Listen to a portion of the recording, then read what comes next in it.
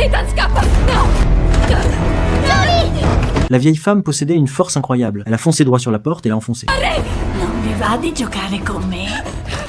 Ho una bella sorpresa. Elle a repris sa véritable apparence et s'est lancée à leur poursuite. Les deux venaient tout juste de s'enfuir par la porte arrière. Quand soudain, la bouche du garçon a été couverte par une main, heureusement la personne qui lui a couvert la bouche était quelqu'un qu'il connaissait. Une connaissance les a emmenés se cacher dans les buissons. Ils ont retenu leur souffle en fixant la direction de la porte. À ce moment-là, la vieille femme, déjà transformée en zombie, est arrivée à la porte arrière. Elle a poussé un rugissement vers le ciel, puis elle a commencé à chercher attentivement. C'est alors qu'un autre zombie est arrivé en renfort. Il semblait avoir une très bonne vue. Les trois n'ont pas osé rester sans rien faire. Ils ont foncé hors des buissons. Mais les zombies du village étaient de plus en plus nombreux. Ils ont bloqué un villageois qui était en train de faire paître ses vaches. Le villageois a tiré de toutes ses forces sur la corde de la vache. Mais la vache est restée immobile. Le zombie vêtu de blanc s'est approché avec un sourire. Le fermier en colère lui a même demandé de payer la vache. Heureusement, un voisin bienveillant l'a rapidement emmené loin de là. Ce village était déjà complètement envahi par les zombies. Heureusement, l'homme qui vivait dans le bus a remarqué les trois personnes en train de fuir. Ils sont rapidement montés dans le véhicule, mais la porte s'est bloquée. Heureusement, il y a finalement pas eu de danger. Ils ont réussi à monter à bord. Le groupe de zombies s'approchait en les fixant avec avidité. Cependant, dans la rue, certaines personnes continuaient encore à maltraiter les animaux. Sinon, ces animaux bien dodus auraient tous été tués par les zombies. Certains sont même sortis de chez eux pour faire rentrer les moutons à l'intérieur, mais la vache était trop imposante. Ils n'ont pu que la faire rentrer dans l'étable. Jack avait prévu de s'en occuper lui-même, mais la meilleure aide du village est venue lui donner un coup de main. Cela est pourtant devenu un souvenir douloureux pour Jack. Le groupe de zombies